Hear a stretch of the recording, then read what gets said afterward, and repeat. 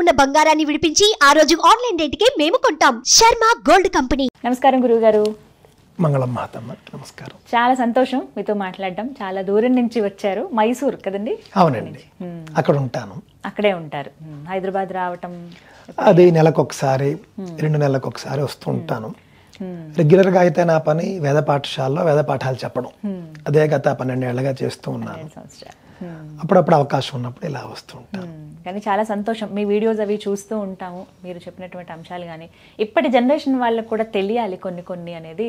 మీ ద్వారా అలా తెలియటం అనేది నాకు చాలా సంతోషం అనిపించింది. అందుకే మిమ్మల్ని ఆహ్వానించాము. చాలా సంతోషం ఇక్కడికి రావడం, సుమన్ టీవీ స్టూడియోకి రావడం నాకు కూడా చాలా సంతోషంగానే ఉంది. చాగంటి గారు, అందరికీ చాలా సంతోషం అనిపించింది ఏమిటంటే వారు ఆంధ్రప్రదేశ్ ప్రభుత్వానికి ఒక క్యాబినెట్ ర్యాంకులో ఉన్నారు అనేది సంతోషం అనిపించింది. వారికి వచ్చినటువంటి హోదా, వారికి ఇచ్చినటువంటి ఆ పదవి అనేది కూడా అందరూ ఆహ్వానించదగ్గదే. అయితే వారి గురించి మాట్లాడితేనండి, ఒక ప్రవచనకర్తగా వారు చెప్పేటువంటి ప్రవచనాలు వినని తెలుగువారు లేరేమో అనిపిస్తుంది నాకైతే. ఏదో ఒక పొద్దున్న నుంచి పడుకునే వరకు కూడా ఏదో ఒక రూపంలో ఏదో ఒక చిన్న అంశమైనా వారి మాటలు వినకుండా ఉండడం.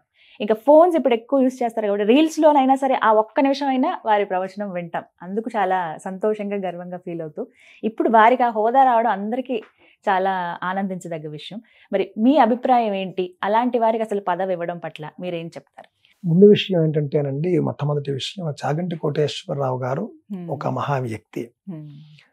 వారికి ఈ పదవి అనేది ఇప్పుడు అలాంటి వాళ్లకు మనం ఏది ఇచ్చినా తక్కువే.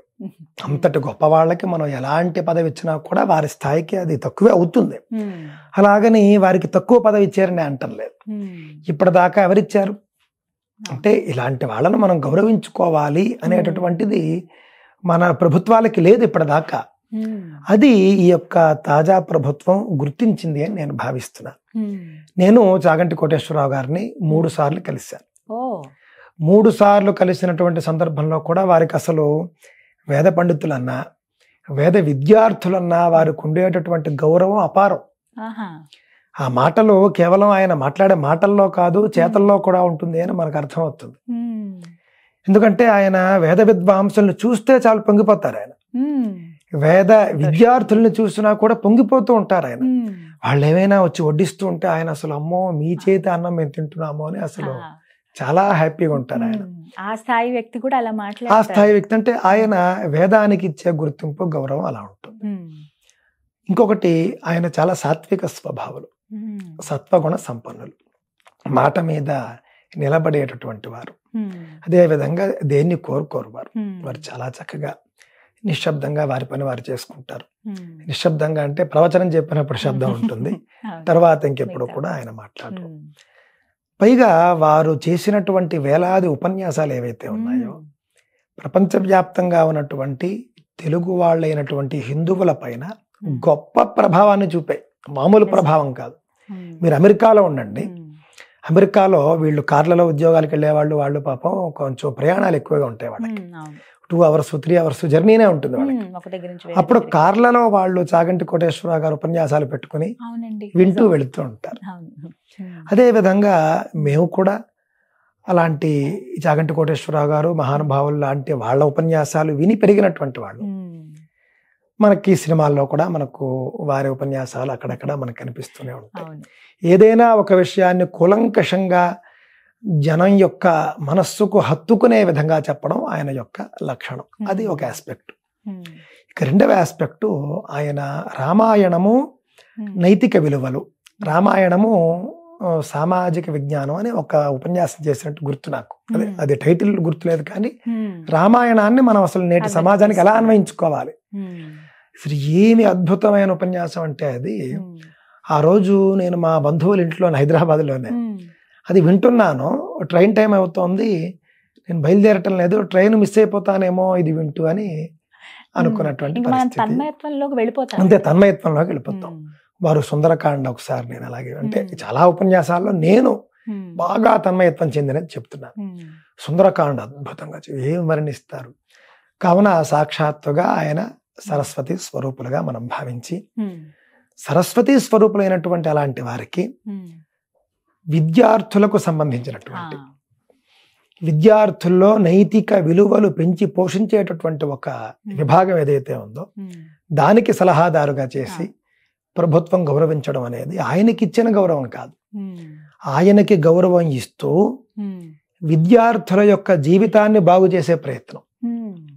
ఇప్పుడు నేటి విద్యార్థుల్లో ఏవైనా లేవు అంటే ఇవే లేవు.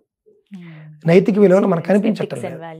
అంటే ఎథిక్స్ చెప్పట్లేదు. ఇప్పుడు వాళ్ళని మనం అనడానికి లేదు కదండి. స్కూల్లో చెబితే వస్తాయి. ఎక్కడ ఉంది? నాకు తెలిసి నా వయసు పెద్ద వయసు కాదు, కానీ మా చిన్నప్పుడు కూడా స్కూళ్ళలో మాతృదేవో భవ పితృదేవో భవ వాక్యాలు రాసేవారు. ఇప్పుడు రాస్తున్నారు లేదు తెలియదు. అలాగే టీచర్స్ కి చాలా వాల్యూస్ ఉండేవి, వాళ్ళు అలాగే బోధించేవారు. టీచర్ అంటే ఒక గౌరవం, వాళ్ళు అలాగే నడుచుకునేవాళ్ళు. ఇవన్నీ ఉండేవి, అన్నీ ఉండేవి. కావున నేడవేం లేవు. స్కూళ్ళలో ఎవరు ఎథిక్స్ బోధించటం లేదు, కేవలం ఎకనామిక్స్ మాత్రమే బోధిస్తున్నారు, డబ్బు వచ్చేవి మాత్రమే బోధిస్తున్నారు. దీన్ని మనం దృష్టిలో పెట్టుకున్నప్పుడు ఎథిక్స్ బోధించడానికి చాగంటి వారి కంటే కూడా ఆయన్ని మించినటువంటి వ్యక్తులు ఎవరు లేరు.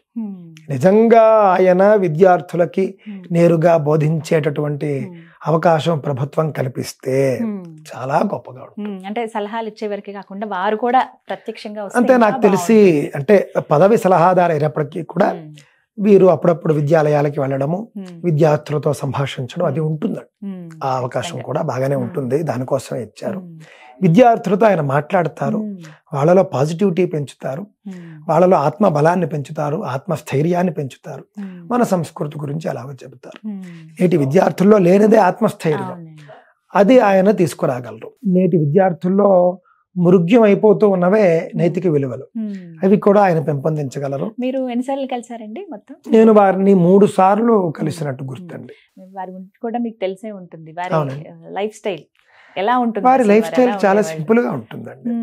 ఒకసారి మేము ఎక్కడ కలిసామంటే ఒక ఆంధ్రాలో ఒక చోట మా అమ్మగారు నాన్నగారు వాళ్ళు ఒక దేవాలయంలో నాన్నగారు పూజ చేసేవారు.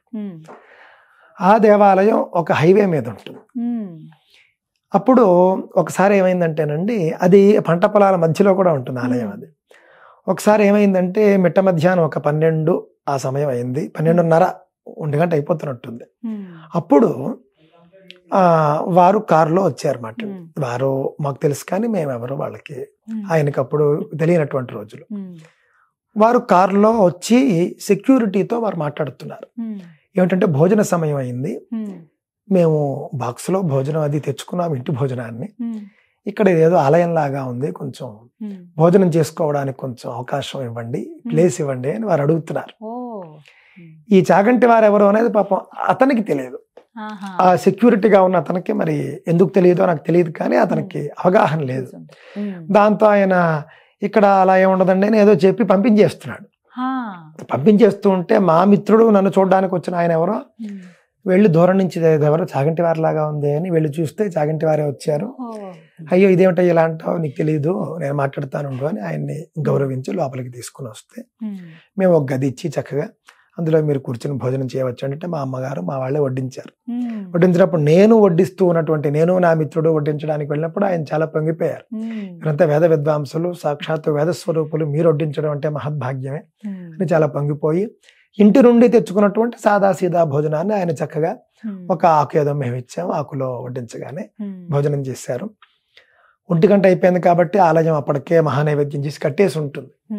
దానివల్ల ఆయన ఎట్టి పరిస్థితుల్లోనూ మీరు నా కోసం మీరు ఆలయాన్ని తెరవద్దు దయచేసి, నేను మళ్ళీ ఇంకొకసారి దర్శనం కోసం వస్తాను, అంతేకాని ఇప్పుడు ఆలయ నియమాలకు విరుద్ధంగా మీరు చేయొద్దు అని వాళ్ళకి కమిటీ వాళ్ళకు కూడా అంత అద్భుతంగా ఆయన చెప్పి అప్పుడు ఆలయం మేము మా వాళ్ళు అప్పుడు తెరవలేదు, వారు బయలుదేరి వెళ్ళిపోయారు. మళ్ళీ ఇంకొకసారి నేను లేనప్పుడు మా అమ్మగారు నాన్నగారు ఉన్నప్పుడు ఆయన మళ్ళీ గుడి తెరచి ఉన్నప్పుడు వచ్చారు. ఆయన అన్నందుకు ఇప్పుడు తెరచి ఉంటుంది కదా, అప్పుడు మనం చూడకుండా వెళ్ళిపోయామని వచ్చారు. ఆయన వచ్చి దర్శనం చేసుకుని ఒక విషయం ఆయన మొక్కుకుని వెళ్ళారు. అంటే స్వామికి ఒక విషయంలో ఆయన మొక్కుకున్నారు, వారే చెప్పుకున్నారు చాలా సార్లు. ఈ విషయం కూడా సుబ్రహ్మణ్య స్వామి ఈ ఆలయం గురించి వారు చెప్పారు. మొక్కుకుని వారు ఈ మొక్కు తీరితే కనుక నేను ఈ ఆలయానికి వచ్చి ఈ స్వామి మహత్యం మీద నేను ప్రవచనం చేస్తానని చెప్పారు. ఆయన వెళ్ళిన సంవత్సరానికి ఆయన అనుకున్నటువంటి మొక్కు తీరిపోయింది. ఆయన కోరుకున్న కోరిక తీరిపోయింది. అన్నందుకు ఆయన మళ్ళీ డేట్ ఇచ్చేశారు. వచ్చారు చక్కగా అద్భుతంగా 3 గంటల పాటు ఆ స్వామి మహిమ మీద ఉపన్యాసం చేశారు. అక్కడే ఆ ఆలయంలోనే చేశారు. ఫుల్ జనం వచ్చారు. నేను కూడా అప్పుడు వెళ్ళాను. ఆయన్ని ఇంట్రడ్యూస్ చేయడం అదంతా కూడా నేనే చేశాను అప్పుడు. ఆ విధంగా వారు అన్నమాట ఆ విధంగా నిలబెట్టుకోవడం కానీ, ఆలయ నియమాలను ఆగమశాస్త్ర నియమాలను గౌరవించడం కానీ, వేద విద్వాంసుల్ని వేద పండితుల్ని గౌరవించడం కానీ ఎందులోనూ తక్కువ కాదు. వారు చాలా గొప్పవారు. వారికి ఆ పదవి అనేది ఆ పదవికే శోభను తెస్తుంది. వారు ఖచ్చితంగా అందులో ఉన్నటువంటి బాధ్యతను వారు సమగ్రంగా నిర్వర్తించగలరు, విద్యార్థుల్ని సరిదిద్దగలరు. కానీ వారి గురించి చెప్పినప్పుడు చాలా సింపుల్ గా ఉంటారండి. వారు మామూలుగా బండి మీద తిరుగుతూ ఉంటారు. వారేమి కార్లలోనే తిరగాలి అని వారు ఎప్పుడు అనుకోరు. వారు కాకినాడలో మామూలుగా బండి మీద సాధారణంగానే తిరిగిస్తుంటారు. అందరికి కనిపిస్తూ ఉంటారు. వారు అందరూ పలకరిస్తూ ఉంటారు, ఏమంటే కోటేశ్వరరావు గారు అని. కూరలు తేవడానికి వెళ్తే కూరలవాడు పలకరిస్తాడు. ఆ విధంగా ఆయనది ఈ లైఫ్ స్టైల్ ఉంటుంది. కాకపోతే చాలా బిజీగా ఉంటారు ఆయన. అంతకు మించి ఇంకేం లేదు. మీరు చెప్పినటువంటి సుబ్రహ్మణ్య స్వామి దేవాలయం ఎక్కడంటేనండి, పశ్చిమ గోదావరి జిల్లా తాడేపల్లిగూడెం పట్టణానికి దగ్గరలో ఉన్నటువంటి బాల సుబ్రహ్మణ్య స్వామి దేవాలయము శ్రీ గణపతి సచ్చిదానంద ఆశ్రమం. అది గణపతి సచ్చిదానంద స్వామీజీ వారి ఆశ్రమంలో వారు ప్రతిష్ఠ చేసిన బాలసుబ్రహ్మణ్య స్వామి గుడి. అక్కడికి చాగంటి కోటేశ్వరరావు గారు వచ్చి మొక్కుకున్నారు. వారు మొక్కుకున్నటువంటి మొక్కు ఆయనకి తీరింది. వచ్చి మళ్ళీ ప్రవచనం చేశారు. స్వామివారికి వారు అభినందనలు చెప్పారు. బాలసుబ్రహ్మణ్య స్వామి యొక్క మహిమ కూడా వారు చెప్పుకున్నారు. మళ్ళీ ఎప్పుడైనా కలిసిన సందర్భం ఉందండి? అది అప్పుడు 2 సార్లు అయింది నేను మీకు చెప్పింది. 3వసారి ఒకసారి మైసూరులోని వారి ఆశ్రమానికి వచ్చారు. శ్రీ గణపతి సచ్చిదానంద స్వామీజీ వారి ఆశ్రమంలోనే చాగంటి కోటేశ్వరరావు గారికి ప్రవచన నిధి అని ఒక అవార్డు ఇచ్చారు. ఈ ప్రవచన నిధి అనే అవార్డు ఇచ్చినప్పుడు నేను వారితో బాగా అప్పుడు ఇంటరాక్ట్ అయ్యాను. వారితో నేను అప్పట్లో ఒక చిన్న వీడియో ఇంటరాక్షన్ కూడా నేను తీసుకున్నాను. వారితో చాలాసేపు. మీకు బాగా నచ్చిన అంశం ఏంటి వారిలో? వారిని చూసి ఏం నేర్చుకోవాలి అనుకున్నారు? వారిని చూసి నేర్చుకోవాల్సింది అని అంటే కనుకండి, ముఖ్యంగా వేదాన్ని గౌరవించడం అనేది వారిని చూసి నేర్చుకోవాలి. ఆలయ నియమాలను గౌరవించడం అనేది ఆయన చూసి నేర్చుకోవాలి. ఎవడైనా పెద్ద ఆఫీసరో లేకపోతే ఒక పెద్ద రాజకీయ నాయకుడో రాగానే నేను వస్తే తర్వారా అని తెరిపించేటటువంటి వ్యవహారం మనం చూస్తాం. అది ఈయన చూసి మనం నేర్చుకోవాలి. 1 గంటే పెద్ద టైం కూడా అయిపోలేదు. కాకపోతే మహానైవేద్యం చేసి మూసారు కాబట్టి తెరవద్దన్నారు ఆయన. ఆ విధంగా నియమాలు పాటించడం అనేది ఆయన చూసి నేర్చుకోవాలి. వేదాన్ని, వేద పండితుల్ని, వేద విద్యార్థుల్ని గౌరవించడం అనేది ఆయన చూసి మనం నేర్చుకోవాలి. ఇకపోతే సింప్లిసిటీ అనేది అందరూ నేర్చుకోవాల్సిందే. మాట కూడా ఎంతో పరిశుద్ధంగా ఉంటుంది. కమ్యూనిస్ట్ వాళ్ళు కూడా, చాలా మంది కమ్యూనిస్ట్ స్పీకర్స్ కూడా చాగంటి కోటేశ్వరరావు గారి ఉపన్యాసాలు వింటారు. ఎందుకు? భక్తితో కాదు, ఆయన చెప్పేటటువంటి భాష కోసం. తెలుగు అంత పరిశుద్ధంగా ఆయన మాట్లాడతారు. భాష చాలా గొప్పగా ఉంటుంది. ఆయన నుంచి ఇంకా చాలా ఉన్నాయి నేర్చుకోవాల్సినవి. నాకు తెలిసినంతలో నేను చెప్పాను అన్నమాట. అలాంటి వారికి ఈ పదవి రావడం అనేది సంతోషం. ఇంకొద్ది రోజుల్లో వారు కూడా ఇంకా స్టూడెంట్స్ తో, ప్రత్యేకించి విద్యార్థులతో మమేకమై ఉంటే చూడాలని ఉంది మాకు కూడా. అదేనండి, అది నాకు చూడాలని ఉంది.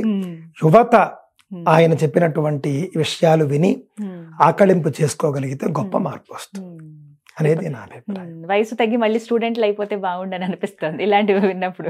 అంతే కదండి. మరి అవకాశం ఒక పాఠశాలలో ఒక తరగతికి వెళ్ళి ఆయన బోధిస్తే ఇంక చెప్పేదేముంది, చాలా గొప్పగా ఉంటాయి ఆయన మాటలు. థ్యాంక్ యూ అండి. నమస్కారం గురుగారు. నమస్కారం అండి. మంగళం మాత.